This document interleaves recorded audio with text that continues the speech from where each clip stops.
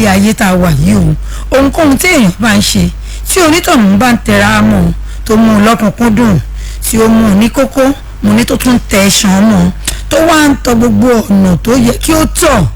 tí kò sì jẹ́ kí ohunkóhun dí òun lọ́wọ́ tí irú ẹni bẹ́ẹ̀ tí wọ́n ń fi àdúrà tó tún fi ń kún ẹ wò ó tí onítọ̀hún bá tẹ̀lé ọ̀rọ̀ mi gẹ́gẹ́ bí mo ti máa ń sọ ní gbogbo ìgbà wípé tí mo tún máa ń tẹnu mọ́ fún wa mo ní lẹ́yìn ọlọ́run ni o torí pé tóyìn ò bá jáwọ́ ò bá pẹ́ bó bá yá onítọ̀hún yóò dé ilẹ̀ lérí mo ní yóò débi tí ó ń lọ èèyàn tí ó bá ní àforítì nílé ayé yìí irú èèyàn bẹ́ẹ̀ ló máa ń bọ̀ bá jẹun olóhunkóhun tó o bá ní gẹ́gẹ́ bí àdójúkọ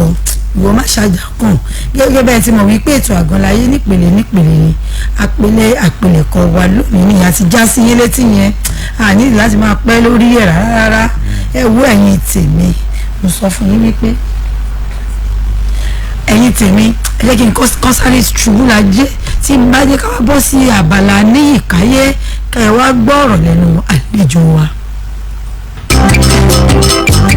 ẹ̀rọ sí mọ́ communications alága ìdúró ìjókòó mc fún èyíkéyìí ayẹyẹ tẹ́fẹ́ ṣe wọ́n dáńtọ́ wọ́n mú òde rẹ̀ dùn kò séwu classical alága Jumobi Omisore. fún alága ìdúró àti alága ìjókòó ẹ pè classic alága sórí 0704 424 7984 0704 424 7984. èyí ayẹyẹ tẹ́fẹ́ ṣe wọ́n dáńtọ́ wọ́n mú òde rẹ̀ dùn kò séwu classical alága Jumobi Omisore. jẹ́kẹ́ speedy light ọ̀gá ni wọ́n jẹ́ ẹ jẹ́ ká ṣe tọ́jú ara wa onírúurú òde tẹ́fẹ́ ṣe ẹ̀kan sí wọn. funfun ni ìyẹ́ yín ojú gúrégé kó dùn ún wò pẹ̀lú àwọ̀ tó jọ̀lọ̀ ní ìyẹ́ ọmọ ènìyàn. JK Skin Delight ló sọ pé bẹ́ẹ̀ ṣe ń tọ́jú inú kẹ́ ẹ máa tọ́jú òde pẹ̀lú owó tí ò ga jara lọ. láti irun orí yín títí tó fi dé èékánná ẹsẹ̀ ìrọ̀rùn ló bá dé lọ́dọ̀ wọn o. glow body wash aromatherapy skin bath Swedish massage facials pedicure manicure acrylic microblading pẹ̀lú oríṣiríṣi ẹ̀rọ ìgbàlódé tó ń ṣe ìtọ́jú ara náà fi kó wọ̀lú bíbà. bákan náà ni wọ́n ń ṣe ohun orí lọ́ṣọ̀ọ́ ẹ wò ọ̀pọ̀ ọ̀rọ̀ kágbọ̀n ẹ kàn sí ilé iṣẹ́ wọn ní nọ́mbà 138 Awólọ́wọ̀ way Balógun bus stop ní Ìkẹjà tàbí kí ẹ pe àwọn akọ́ṣẹ́mọṣẹ́ wọn sórí 0703 664 9800 tàbí 0808 339 1705. ẹ̀rọ sí most catering ọ̀gá ni wọ́n jẹ́ èyíkéyìí ayẹyẹ tẹ́ bá fẹ́ ṣe òdu ni wọ́n oríṣìí àṣẹ ìwúbẹ́ lọ́dọ̀ wọn ìbẹ̀rù ò sí ìfòyà ò sí rárá tested and trust ẹ̀rọ sí wọ́n sọ ṣe gbáralé. ẹ̀rọ sínú factory service àwọn professional aláṣẹ wọ́n mọ ikú tó pa oúnjẹ wọ́n mọ ìtọ́jú ọ̀pọ̀ èrò bẹ́ẹ̀dẹ̀ ní ìgbéyàwó òkú àgbà ayẹyẹ ẹgbẹ́ ìnáwó nílé ìjọsìn àti gbogbo ayẹyẹ ìdóhùn tẹ́ fẹ́ ṣe. ẹ̀rọ sínú factory service ní ká ẹgbẹ́ ṣe oúnjẹ sísè fún iṣẹ́ wọn ni láti bá yín lo iye tẹ́ ẹ ní fáwọn àlejò tẹ́ ẹ pé. ẹ̀rọ sínú catering service ilé iṣẹ́ wọn wà ní 23 Federal Street Ọgbà Lagos. ẹ̀rọ ìbánisọ̀rọ̀ wọn ní 0704 424 7984 0704 424 7984. tested and trust ẹ̀rọ sí wọ́n sọ ṣe gbáralé. tó mo ní kí n máa sọ fún yín wípé uprising furniture tí wọ́n wà ní nọ́mbà 126 Olúṣẹ́gun Ọ̀ṣọ́bàwé Àyìndé bus stop ìjú Ìṣàgá bẹ́ẹ̀ ni wọ́n tún ní ẹ̀ka ní Ìjókòó road Ìtòkì ìyẹn lógùn state ẹ pè wọ́n sórí 08033 301 631 08033 301 631 gbogbo furniture ò lè tẹ̀ ẹ bá fẹ́ lò pátápátá ẹ pè wọ́n ẹ bá wọn sọ̀rọ̀ wọn náà bá yín sí kí n máa fi àsìkò yìí kí n máa fi kí màmá mi dáadáa èmi gangan ni wọ́n ń joyè yèyé mẹ́ṣọ́ of Joga land wọ́n mi búkì success mo ní oyè àmọ́rí tẹ́lẹ̀ náà bá ti kó òun bí ń bọ̀ ó di kíní nìyẹn kájọ lọ ṣe gbàfàjì ní àráyè the yem service apartment wọ́n wà ní Peridot street Treasure Island estate ìyẹn ní orílẹ̀ mọ́ Ọbáfẹ́mi Owódé local government ẹ kàn sí wọn bí kíbi tẹ́ ẹ bá ti ń bọ̀ ní kákàkiri àgbáyé àbí Nàìjíríà ní tẹ̀ ní ibi tó yẹ kẹ́ ẹ fẹ́ lò sí tẹ̀ ti máa gbádùn ara yín ní ààyè ìgbafẹ́ wọn ní àwọn yàrá tó dáa gbogbo nǹkan wọn security wà níbẹ̀ ẹ pè wọ́n ẹ bá wọn dòwò pọ̀ kẹ́ ẹ ṣe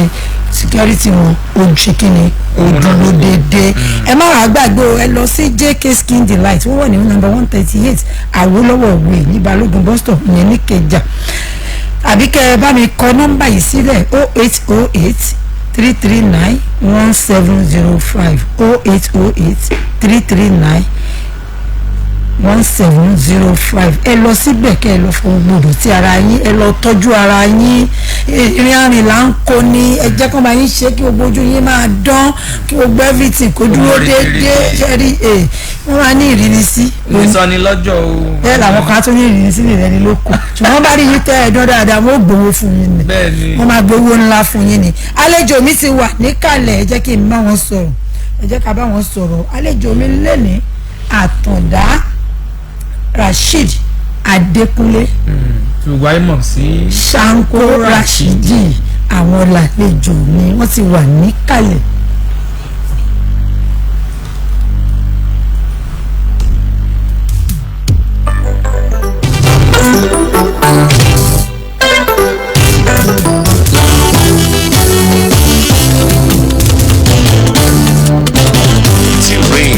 Aiki kòndénà pẹ̀lú Sanko Rashidi o Sanko Rashidi o Aiki kòndénà atúntìgbé gbọ̀ngàn àròtọ̀ kọ́fíìt fújì o. Sanko Rashidi o Aiki kòndénà Aiki kòndénà. so àlejò mi ẹ káàsán ẹ bá mi kí gbogbo ara àlé kí wọ́n máa gbọ́.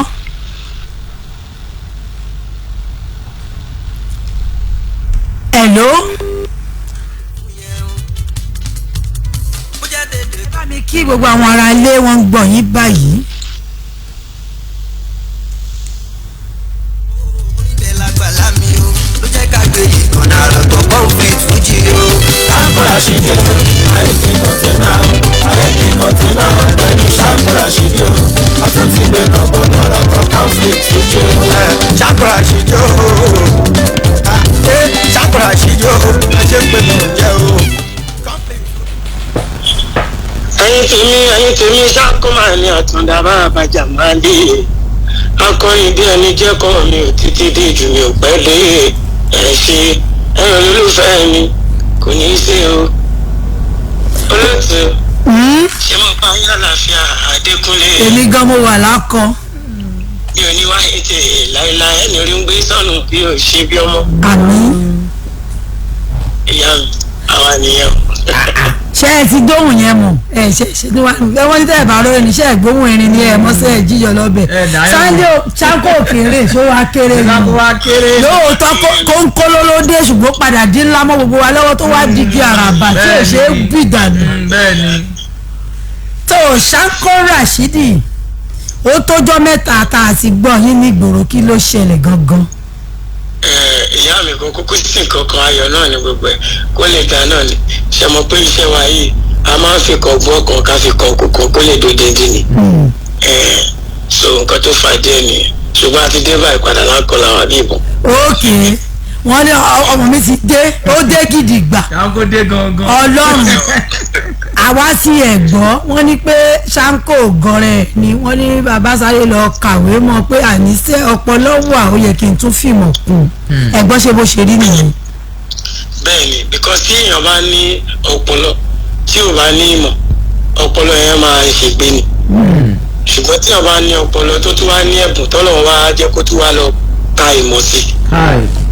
dọ́bùdọ́bù. ẹ wo dọ́bùdọ́bù ni gbogbo nǹkan ẹ máa jẹ́ o because what is what doing at is what doing well tó bá tẹ̀ ní fi ṣiṣẹ́ báńkì àbò ní fi ṣiṣẹ́ lẹ́niwẹ̀ at least wúlò fún ẹ.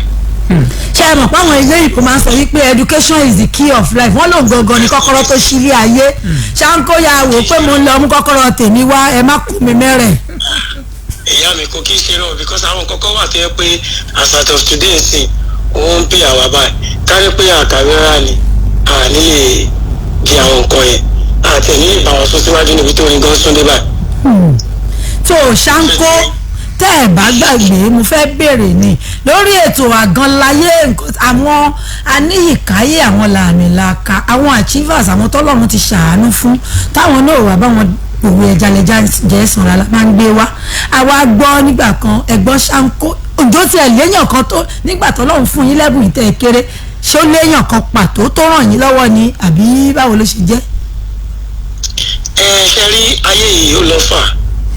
kò sí bí èèyàn ṣe fẹ́ dá ṣe nǹkan náà tí ò ní sẹ́nìkan tó máa ràn wọ́n lọ́wọ́ kò kò sí bó ṣe fẹ́ jẹ́ èèyàn kan máa wà ń bẹ̀ ṣá bọ̀ nípa ti ẹ̀bùn ká kọrin ẹnìkan ràn àwa lọ́wọ́ ọlọ́run ló ṣe lódìndín ṣùgbọ́n láti dèèyàn wa ọ̀pọ̀lọpọ̀ èèyàn ló wà ń bẹ̀ o rédíò station táwa igan wà ń bẹ̀. rédíò Lagos ṣé ẹ gbàgbé àwa náà pàwọn náà ṣáà ń bẹ̀. tí àyẹ̀ gbogbo lè ṣe púpọ̀ ń bẹ̀. ìyá àfẹ́yìnra wa èèyàn náà orí mi wú èèyàn ni wa àwọn aago òkèrè inú ayé kò yí sí àti dé ti pé adẹ̀ tó ṣì wà wájú if you try and run am. if na joke run am over 40 years adẹ̀ tó ṣì wà wájú wọn tí ìṣàpamẹ́rẹ̀ àwọn kan dé lánàá wọn rí wọn máa fi yọ̀ wọn ọlọ́run la fi dúpẹ́ fún. àfihàn wọn fi ń pèsè ọlọ́run gan. bí ó ṣe máa jẹ́ nìyẹn Ṣáńkó lórí ètò Àgànláyé a máa ń ká béèrè lọ́wọ́ èèyàn pé tó torí pa mọ̀ pé ìtumọ̀ Àgànláyé ni wípé ilé ayé àjùmọ̀ṣe ni kò ṣeé dágbé kéèyàn tó lè dìde láyé ẹnìkan ló máa fọwọ́ kọ́ léjìká nígbà tẹ́yìn náà ti wá láwọn èèyàn gbé yín sókè ǹjọ́ tiẹ̀ léèyàn kan rí tí Ṣáńkó náà ti ṣàánú fún bóyá nípa ìná pé ó lọ́pọlọ ni ó ń ṣe nǹkan kan báyìí ni ó jẹ́ ń fi mọ̀nà ni àbí nǹkan kan ṣáàrì kan tiẹ̀ lè ronú náà kó tún ronú kó wò pé ọ̀pọ̀lọpọ̀ Ṣáńkó ṣé ó ti ṣẹlẹ̀ rí. kí ọlọ́run kó ṣe àforíjì fún wa torí ọlọ́run kò fẹ́ràn ká sọ pé àwa ni. àìmọye àwọn èèyàn táwa lè tọ́ka sí táwọn èèyàn gan máa sọ fẹ́ pé tí ò bá sí ọlọ́run tí ò sí lágbájá kò sí lágbájá ṣùgbọ́n ó kàn jẹ́ ìwọ̀ fáwa ní ìmọ̀ tiwa ni káwa sọ pé àwa ni kìnìún kan. bẹ́ẹ̀ni àwa náà ti ẹ̀fẹ́ kẹ́ ẹ máa dárúkọ ṣùgbọ́n a gbé ètò yìí kalẹ̀ láti jẹ́ kó yé àwọn tọ́lọ́run ti ṣàánú fún wípé ẹnìkan kì í já wá dé ó máa ń dá a lọ́pọ̀ ọgbà tọ́lọ́run bá ti ṣàánú kí wọn náà láwọn tó lè tọ́ka sí tí wọ́n lè tara tiẹ̀ náà dìde níbẹ̀ ni gbogbo wa ti jọ máa dìde tá a fi níjọra ńlẹ̀ mọ́. bẹ́ẹ̀ni olùsìn kí ọlọ́run kó ṣàforíjì fún wa irú kejì mi kọ́ńténà sìn láti ilẹ̀ tó fi ga tó fi débi tó dé àwa náà sọ láì má sí mẹ́. so many people like that mo rí kókó double six èyí ọ̀gá ńlá tó jẹ́ búkì gan sí tẹ bá béèrè lọ́wọ́ ẹ̀ á sọ fún yín pé ẹni ìṣe bẹ́ẹ̀ ṣùgbọ́n àwọn akọ ọlọ́run ni ẹrú ọlọ́run làwà. àdúpẹ́ lọ́wọ́ ọlọ́run nígbà tí Ṣáńkó bá wà báyìí ẹ jẹ́ sáré ti bí ọ̀rọ̀ tí wọ́n sọ yìí kí n fi mú nǹkan jáde o Ṣáńkó wà báyìí amọ̀ye ọjọ́ orí ẹ̀ o ó ti gbọ́ pọ̀lọpọ̀ dìde ó sì yẹrẹ ẹ wò ó ti lé ọmọ 100 ọdún ó lé èèyàn kan ò tara rẹ dìde rí àfi kó máa fà wọ́n wálẹ̀ ìwọ nu ọlọ́run nu Ṣáńkó ẹ bá mi gba gbogbo àwọn tọ́lọ́run fún ní ìmọ̀ ẹ bá mi gbà wọ́n nímọ̀ràn kẹ́ ẹ wá sọ ọjọ́ tẹ́ ẹ máa tètè dé dáadáa tẹ́ ẹ máa padà wá sórí ètò yìí. ẹ ṣe ìyá mi ṣe rí gbogbo àwa tí ọlọ́run fún ní ìmọ̀ pátápátá nǹkan méjì wà tí mo fẹ́ ká kọ́kọ́ mọ̀ ẹ má jẹ́ ká máa ní lọ́kàn pé tí ò bá sí ẹnìkan a ò lè ṣe nǹkan kan ẹ jẹ́ ká máa ní lọ́kàn pé ọlọ́run la ní tá a bá ti ní ọlọ́run gbogbo nǹkan tá a fẹ́ ṣe láyé ló máa bọ́ sí àfi nǹkan tí àwọn ọlọ́run bá kádàrá pé yóò bọ̀ sí fún wa nínú ayé nìkan láàyè orí sí. ọlọ́run Ṣáńkó ṣé torí pé ó tètè lọ́pọlọ ni ìmọ̀ ṣe wá torí báyìí ni àbọ̀ ọlọ́run ló ṣé nígbà tó ọlọ́run gbẹ́bùn orin wa tó tún gbẹ́bùn pé kí làákàyè tún wà níbẹ̀ náà wà ni ó ti wá sú mi o tó dáwọn ọ̀rọ̀ tó ń jáde lẹ́nu Ṣáńkó yìí kódà ó jọjọ orí ẹ̀ lọ o. tó ẹ bá mi kí àwọn ará ilé ẹ fúnni dápẹ́rẹ́ fún wọn. ẹ̀yin tèmi ilé ayé tẹ̀ ń wò yìí ó kéré gan-an ajá kó ní kálukú ṣe tiẹ̀ olúwa ṣe ràn wá èmi á ṣe tèmi bólúwa ṣe ràn mí kẹ́yìn náà ṣe tí bólúwa ṣe ràn wá ṣùgbọ́n kẹ́yìn rántí pé kò sí ohun tí ó lè rìn láàyè ọmọ táyé ló kò sí ohun tí ò ní ẹ̀san. so Ṣáńkó Ràṣídì. láyé àwì olóòtú gbogbo nǹkan tá a bá wù ní wàrà o láyé àsọ wọn sọ nípa rẹ bó jẹ́ rere ló bá ṣe tó bá dé jẹ́ ká ní àyàwé nípa rẹ̀ o àyàsọ pé olóòtú ṣe dáadáa ò ṣe dáadáa wọ́n ní Ràṣídì ṣe ènìyàn ó ṣe ènìyàn àwọn náà dá. ó dáa ókè. so ẹ̀yin ti tèmi nílé kò ṣe ẹ ti gbọ́ òní wọ́n ti bá wa sọ yẹn wípé ká ṣe dáadáa gbogbo ohun tó kálukú bá ṣe la máa sọ nípa tiẹ̀ mo ní àníri jù báyìí lọ lórí ètò àgànláyé lọ́sẹ̀ tòní ó tún di lọ́jọ́ mẹ́jọ ẹ̀yin tèmi mo tún tọrọ gáfárà lẹ́ẹ̀kan sí ẹ má bínú aago 2:30 ni o tó bá dọ̀sẹ̀ tó ń bọ̀ ẹ pàdé wa kò lékòdì nǹkan kan ló ṣẹlẹ̀ ṣùgbọ́n mo ní wọ́n fẹ́ ṣe ìgbéyàwó fọ́mọ ni ẹ pé Jumobi Omisore sórí 0802 3700 686 080 23700 686 ó dàbọ̀.